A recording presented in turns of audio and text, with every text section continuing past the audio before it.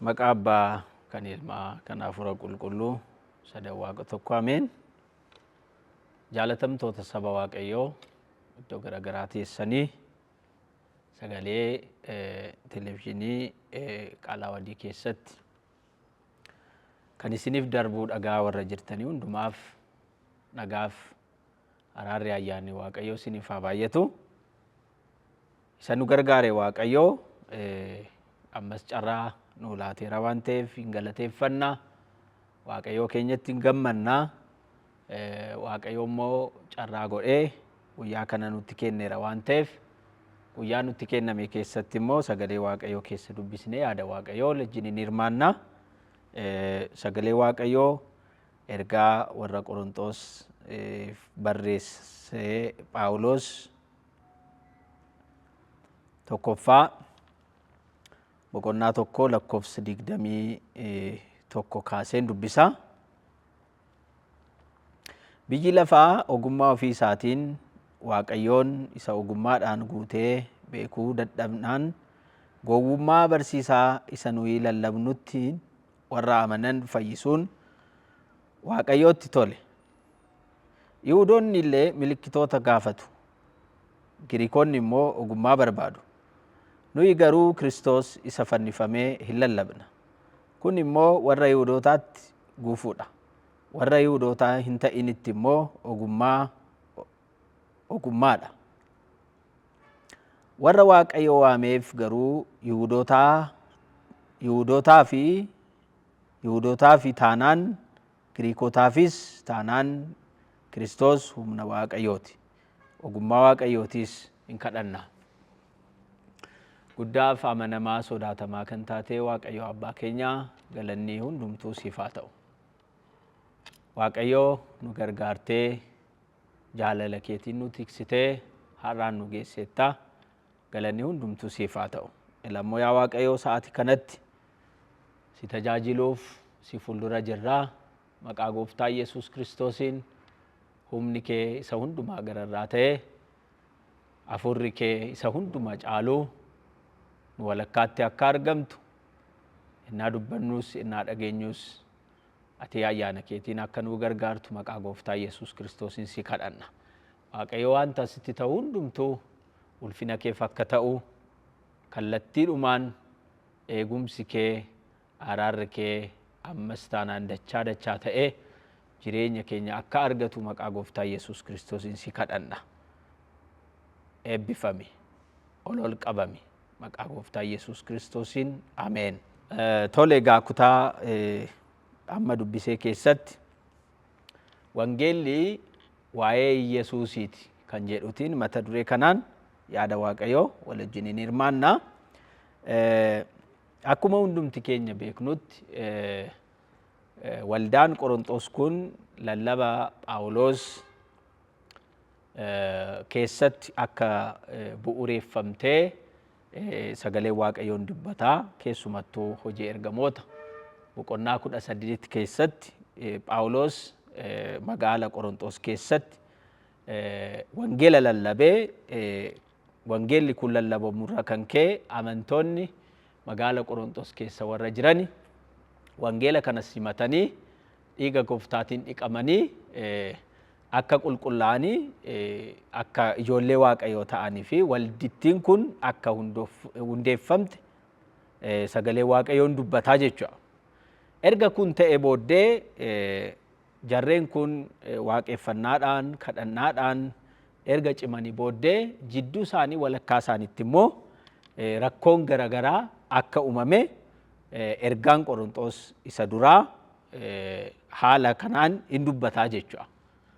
Otoo waaqeffachaa jiranii, otoo kadhachaa jiranii, otoo Gooftaa hordofaa jiranii isaan jidduutti rakkoon garaagaraa uumame. Rakkoon kun kallattiidhumaan waldittiin akka diigamtu kan godhu akka ta'e warra achi keessa hubatanii Phaawulosiif ergaatti barreessani. Kallattii biraatiin immoo oduudhaan dhageessisanii jechuudha. Waldittiin rakkoodhaan rakkachaa jirti, rakkoon keessa ishiitti uumameera waa'ee kanaaf calin jedhin furmaata kan ta'u xalayaa barreessi furmaata itti laadhu jedhaniif Phaawulosiif erganii jechuudha. Ergaa maatiin warra qaloo'ee warra jedhamanii kallattiidhumaan haasaadhaan itti himanii jechuudha. Oduu qaqqabsiisani. Namoonni biraa immoo akkasitti walitti dhufanii gurmaa'anii xalayaatti barreessani. Lamaanuu maalidhaa? Furmaata laadhuudha. Ergama waan ta'eef lallaba isaatiin walitti waan hundeeffamteef rakkoo amma uumame kanaaf furmaata itti laadhuudha. Kanas ta'e kanas Phaawulos erga kana dhaga'ee booddee rakkoon waldittiin kun kan furamu furmaata kana argatu Kiristoos isa fannifamee lallabuudhaani kan jedhu erga amane booddee kallattiidhumaan xalayaatti barreessa. Rakkoon waldittii kanaan akka ilaalcha Phaawulositti karaa kamiin furama jechuudha waan baay'ee kaaseera. Rakkoolee achi keessatti ka'aniif isa kanaatiif kana godhaa, kana hubadhaa, kana dubbadhaa, kana taasifadha jedheet waan hedduu dubbateera ergaa Qorontos duraa keessatti. Garuu immoo isa dubbate keessaa akka ijootti yaada isaa innaa baasnu Kiristoos isa fannifamee lallabna. Adda addummaan keenya jechuun as keessa dabalatee kan kaasee jira. Yihuudoonni milikkita barbaadu, Giriikonni ogummaa barbaadu, nuyi garuu jedhe. Amma warra Qorontos keessa jiraniif amantootaaf barreessaa jira.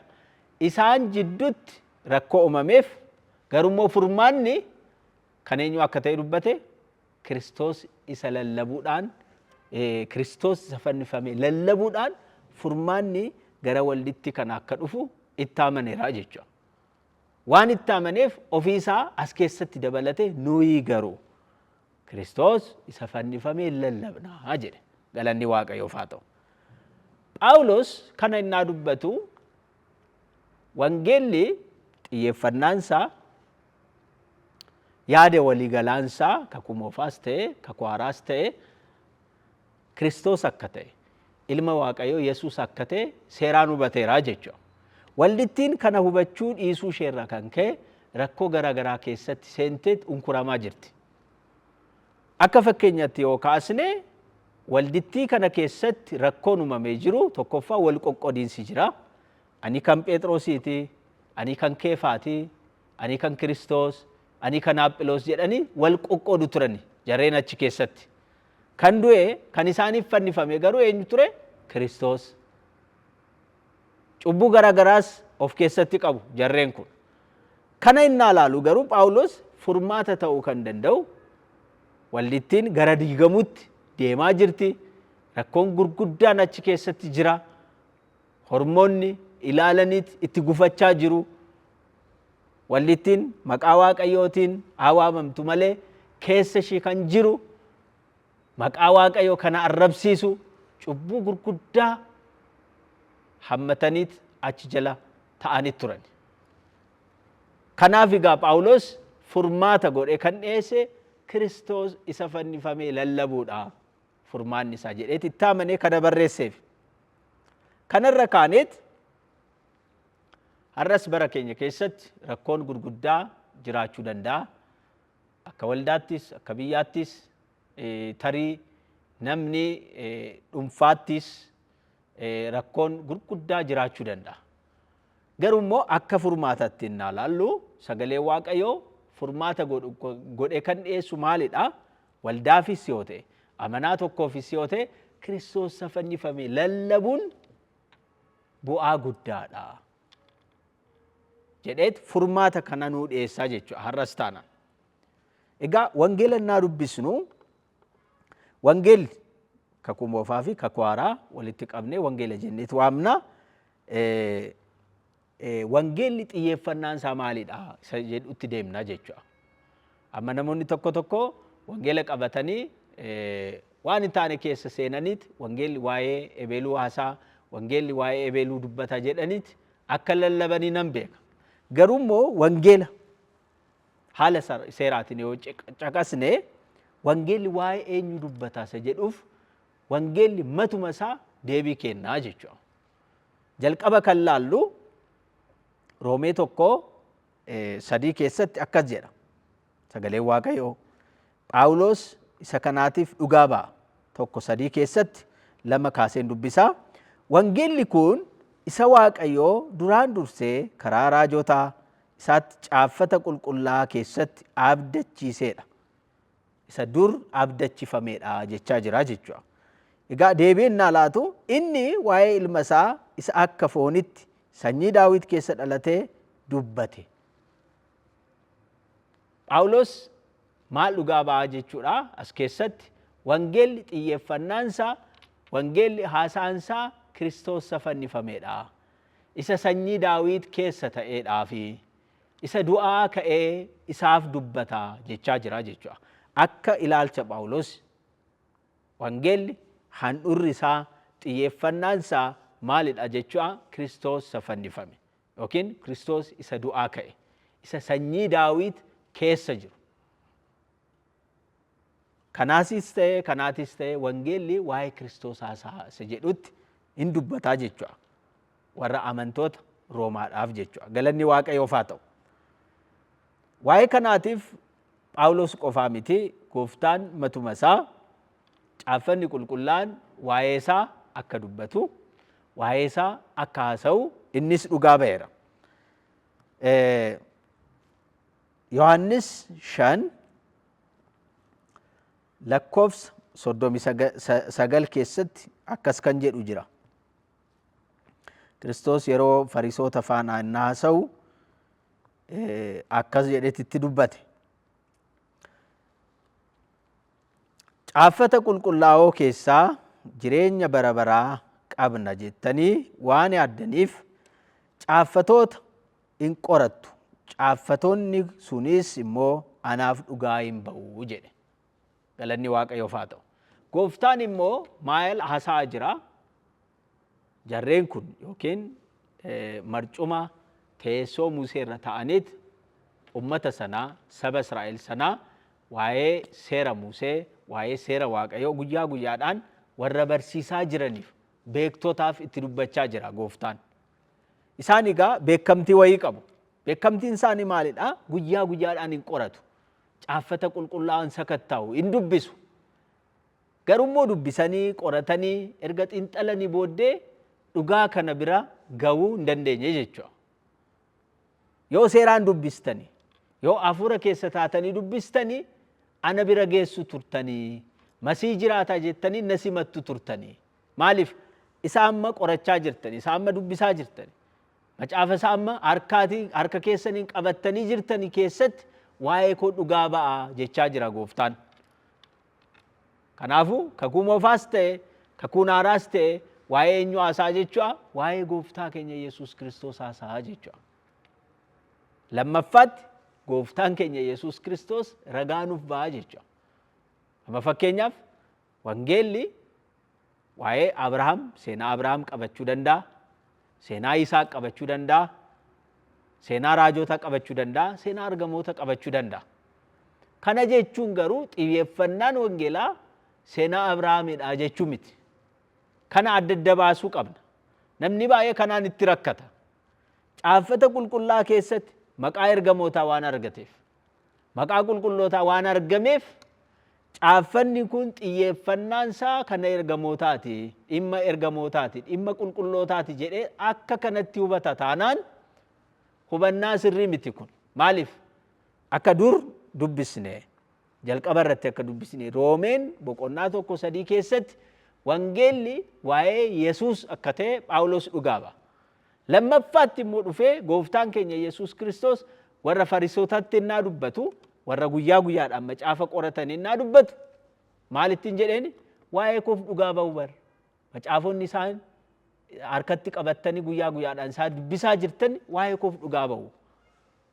Kuni wallaalummaa guddaadha firoota Waaqayyo. Sagalee Waaqayyoo otoo dubbisanii Waaqayyoo bira ga'uu dhiisuun wallaalummaa guddaadha. Warra Fariisotaatti kanatu ta'e. Otoo dubbisanii, otoo ilaalanii, otoo xiinxalanii, otoo qoratanii isa dur abdachifame Waaqayyo karaa raajotaatiin isa dur dubbate. Raajii kanaaf xumura godhee ilma isaa tokkichaa gara biyya lafaatti ennaa ergu warra macaafa qabanii dursa raajii kana masii kana ilma waaqayyoo kana mormuu jalqabani. In dubbisu achin hin eegu yoom dhuftaa jedhanii waaqayyoo biraa waan guddaa eegaa jiru abdiidhaan. Garuu immoo abdiin kun foon ta'ee erga mul'ate booddee isaan walakkaatti erga deddeebi'uu jalqabe booddee maal godhani? In simanne jarreen kun kallattiidhumaan hin mormani. Mormanii mootummaa Roomaatti dabarsanii kennanii mootummaan Roomaa immoo fannoo irratti ol baasee ajjeesee jechuudha. Masii isaanii, abdii isaanii, sanyii isaanii du'atti dabarsanii kennanii jechuudha. Maaliif? Caafata qulqullaa waan hin dubbisneef miti. Dubbisaniiru garuu immoo hin hubanne.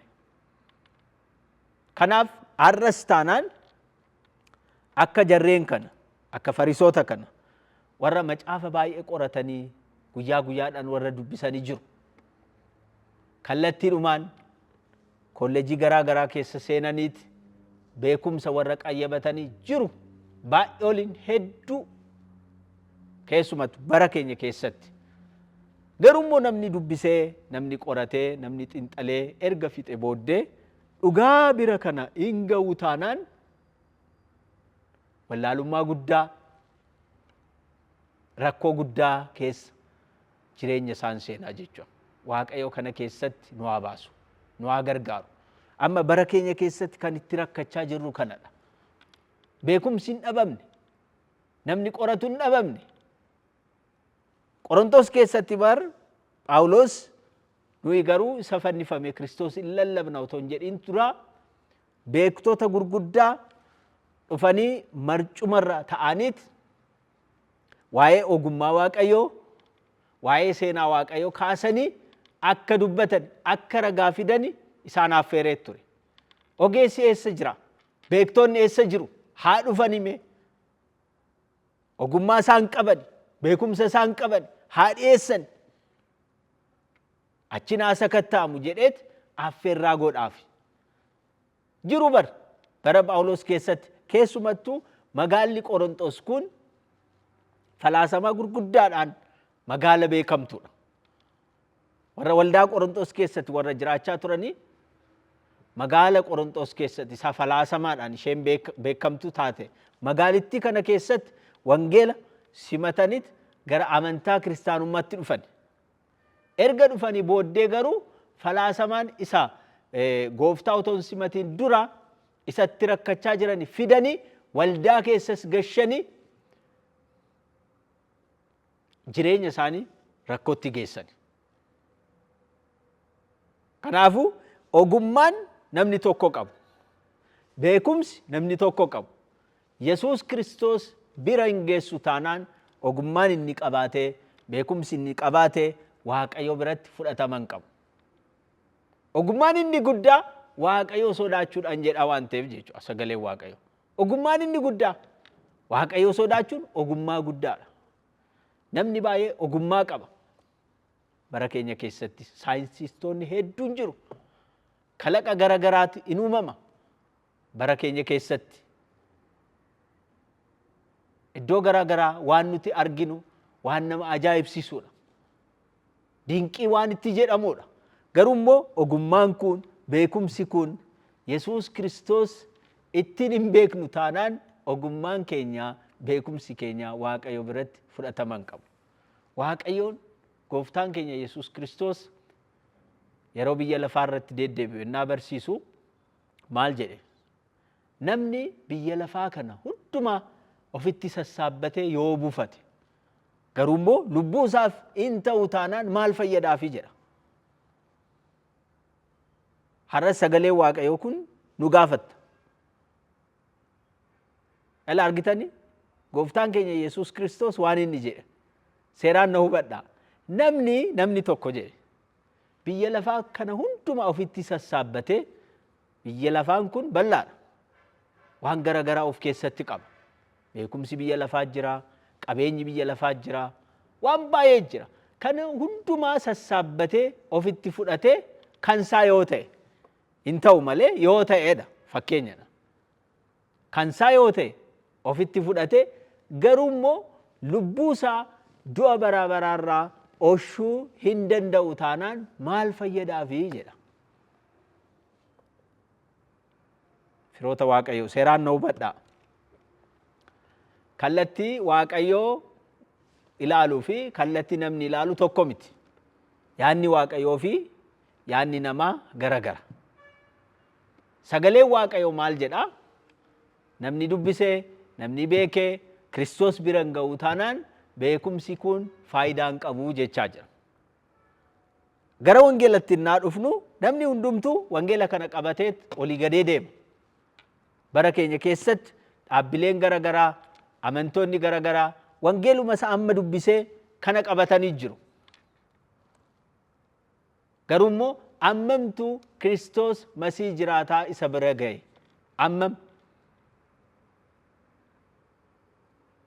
Amma namni kana qabateet nan lallaba jedheet baheet madrakii garagaraarraa yaada isaa yookiin immoo waa'ee biyya lafaa seet nama kokkolfisiiseet sammuu namaa laphee namaa duwwaa godheet madrakirra bu'a. Namni baay'ee seenaa adda addaa faa kaaseet waa'ee dhalootaa haasee maal jedhee nama dadhabsiiseet namni dhaloonni Kiristoos otoo hin beekin Kiristoos faana otoo wal hin argatin akkanuma duwwaa isaa waldaatti dhufee waldaa keessa sagantaa fixee ba'a.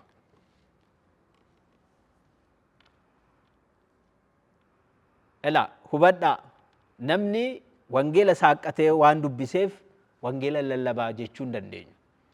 Maaliif? Wangeelli xiyyeeffannaan isaa waa'ee Kiristoosidha. Yookiin immoo dhaabbileen tokko tokko akka godhani jalqabni isaanii waa'ee Kiristoos yookiin waa'ee wangeela haasa'anii yeroo dheeraa immoo waan biraatti galanii naasa'u taanaan kunis lallaba sirrii miti. Sa'aatii 24 guutuu hin lallabna yoo ta'e humna arganneet waa'ee eenyuu lallabuu qabna? Waa'ee Kiristoos lallabuu qabna. Maaliif? Kiristoos dhugaa nuuf ba'eera. Wangeelli isa amma dubbisaa jirtanii waa'ee koof dhugaa ba'a jechaa jira. Kana qofaa miti. Warra imaltoota Emaa'osiif gooftaan keenya Yesuus Kiristoos kanatti dubbatee ture. Abdii kutataniit Yerusaalem irraa gara kiiloomeetira 12 fagaattu mandar Emaa'os jedhamtu sanatti imalaa jiru. Abdii kutatanii taatee Yerusaalem keessatti waan ta'e ilaalaniit baay'eetti abdatanii turanii akka isaan eeganitti hin taane Kiristoos duunaan magaalittii kan sana gadhiisaniit gara Emaa'ositti imalanii jechuudha. Innaa isaanii isaan jidduutti argamee gooftaan keenya Yesuus Kiristoos waa'ee caaffata qulqullaa'aa kaasee itti dubbatee ture. Isa sanan dubbisna akkas jedha. Kana booddees Luqaas 24:44 keessatti kana booddees Yesuus yemmuun isiin wajjin ture waa'ee kootiif seera Musee, macaafa raajota fi macaafa faarfannaa keessatti kan caafame hundinuu raawwatamuuf akka jiru kanaan isinitti himee kunoo isa kana isaaniin jedhe jedha. Macaafa raajota, macaafa Musee, macaafa seeraa, macaafa faarfannaa keessatti kana jechuun guutummaa caafata keessatti waa'ee koo kan caafametu ta'e taateen isa amma argitanii kun Yerusaalem keessatti taateen inni ta'e isa dur dubbatame isa dur caafameedha waan haaraa miti. Hin gufatinaa gara biyya keessanitti gara abdii keessanitti deebi'aa jedheetti hore. Galanni Waaqayyoof haa ta'u. Kana keessatti dhugaa ba'umsa lammaffaa gooftaan keenya Yesuus Kiristoos dubbateera jechuudha. Wangeelli waa'ee eenyuti? Waa'ee Yesuus isa du'e isa du'a mo'ee ka'e waa'ee Yesuus qofadha. Tarii namoonni tokko tokko maqaa ergamootaa, maqaa qulqullootaa waan achi keessatti arganiif waa'ee qulqullootaa, waa'ee ergamootaa wangeelli inaasaa jedhanii akka kanatti waan fudhatanii qabu. Garuu miti. Amma kan haasaa jiru hin barroofne, hin caafamne jechaan jiru. Garuu immoo xiyyeeffannaan wangeelaa eenyuudhaadha? Gaaffiin ko ergaan kun ijoo ta'e xiyyeeffannaan wangeelaa eenyudha? Kakuu moofaa keessattis kakuu haaraa keessattis yoo dubbisne yoo laalle xiyyeeffannaan wangeelaa Kiristoos ilma Waaqayyoo Yesuusidha. Galanni Waaqayyoof haa ta'u. Gooftaan keenya Yesuus Kiristoos otoo foon hin ta'in dura, otoo durboo Maariyaam irraa hin dhalatin dura kakuu moofaa keessatti Waaqayyoon Waaqa Israa'el karaa adda addaatiin ilma isaa tokkicha mul'isaa ture. Amma fakkeenyaaf aarsaan garaa garaa saba Israa'eliif itti kennamee ture. Keessumattuu aarsoleen 5 achi keessatti Waaqayyoon Yaahwee isa jennu Waaqa Israa'el sabni sun maal akka hubatu, maal akka baratu barbaadeera jechuudha. Aarsaan kun yeroodhaafi anaaf isin jidduutti yeroodhaaf tasgabbii kennaa, yeroodhaaf eekkamsa koo isiniif tasgabbeessaa. Garuu immoo aarsaan bara baraa ta'ee gara fuulduratti kakuu haaraa keessatti guyyaa beellamamee keessatti hin mul'ata, hin dhufa. Aarsaan kun immoo biyya lafaa hundumaaf kan qophaa'edha, kan dhiyaateedha. Biyya lafaa hundumaa fayyisuu danda'a. Isa jedhu karaa raajotaatiin, karaa seera Museetiin akka gaaddidduutti, akka fakkeenyatti itti dubbachaa ture jechuudha. Yeroon isaan naa ga'u garuu gooftaan keenya Yesuus Kiristoos durboo Maariyaam irra dhalateet isa dur dubbatame kanaaf abdii isa dur dubbatameef, abdii isa dur abdachiifameef xumura ta'eet, qaama ta'eet, mul'ateet, hojii isaa xumurateet gara abbaa isaatti ol ba'eera. Ilaa hafuura Waaqayyoo keessa taatanii sagalee Waaqayyoon dubbistu taanaan har'uma isinittan hima. Deemtanii waggaa 5 dubbisaa, waggaa 10 dubbisaa, waggaa 1 dubbisaa, dhugaa tokko bira geessu hafuura Waaqayyoo keessa taatanii hin dubbistu taanaan jechuudha. Dhugaan kun Kiristoos isa jedhamu dhugaa kana bira geessu jechuudha. Dhugaa bira kana hin geessanii taanaan kallattiin keessanii, adeemsi keessanii sirri miti jechuudha. Hin gowwoominaa saba Waaqayyoo. Barumsi baay'ee jira. Beekumsi baay'ee jira. Bara amma jirru keessatti jechuudha. Keessumattuu dhaloota ammaa keessatti. Namni falaasama guddaa keessa seeneera. Wangeela kana nama irraa gachisiisuuf, jireenya kanarraa dhaloota kaachisiisuuf namni waan baay'ee dubbata, waan baay'ee haasa'a. Kanarra of qusachuu qabna. Kanarra jireenya keenya deebisuu qabna. Kanarra laphee keenya eeguu qabna. Maaliif? Wangeelli kun nutti kennameera. Adaraa. Ergamoonni lallabanii aarsaattiin ta'an aarsaa kaffalanii lubbuu isaanii dabarsanii kennanii amma nu harkatti jira wangeelli kun. Gatiitti itti baafameera. Amma nu harkatti qaqqabeet bushaawuun qabu wangeelli kun. Ammas dhimma baasuu qaba. Akka bar duritti. Kun immoo maal ta'uu qaba? Wangeelli kun innaa lallabamu ergamoonni bara durii yoo lallabanis, yoo aarsaatti baasanis, gatii guddaa yoo itti kaffalanis, yoo ari'atamanis dhimmuma wangeelaaf dhimmuma Kiristoosiif. Gaafii tokko isinin gaafadha. Phexros immoo Phaawulos ari'atamuunsaa waa'ee ergamootaa ta'e. Dhimma ergamootaatiif, dhimma qulqullootaatiif, dhimma biraatiif, dhimma qabeenya biyya lafaatiif Phaawulos ari'amee ture. Phexros ari'amee ture. Gaafii kana deebisuu dandeessu? Ari'atamuun isaanii, rakkoo guddaa keessa seenuun isaanii, lubbuu isaanii dabarsanii kennuun isaanii, dhimmi isaa, sababni isaa waa'ee Yesuusiiti. Kanaafuu kana hubachuu qabna. Har'a ergaan koo maalidha? Xiyyeeffannaan wangeelaa akkuma mata dureedhaan jalqabe, wangeelli waa'ee Yesuusiiti jedheen jalqabe, jalqabni isaas, xumurri isaas, walakkaan isaas wangeelli waa'ee Yesuus dubbata. Kana akka hubannu Waaqayyo hunduma keenya hubannaadhaan nu haa gargaaru. Hin kadhanna, kadhanneeffinna. Waaqayyo abbaa keenya galanni siif haa ta'u, ulfinni siif haa ta'u, nu gargaarteetta jalqaba kaastee amma dhumatti hafuurri kee nu faana ta'e yaa Waaqayyo waan nuti dubbannu, waan nuti haasofnu sagalee kee irraa ergaa goote waan nuuf kenniteef galanni siif haa ta'u. Lammoo yaa Waaqayyo sagalee kee dhageenye irraa isa dhageenye kanaa laphee keenya irratti akka chaappeessitu, isa dhageenye kanaan akka jiraannu, akka si tajaajillu, guyyaa guyyaadhaan jireenya keenya keessatti immoo sagalee kana akka abboomamnu humna kee, jaalalli kee, ayyaanni kee akka nuu gargaaru maqaa Gooftaa Yesuus Kiristoosiin si kadhanna. Galanni hundumtu siif haa ta'u. Maqaa Gooftaa Yesuusiin ameen.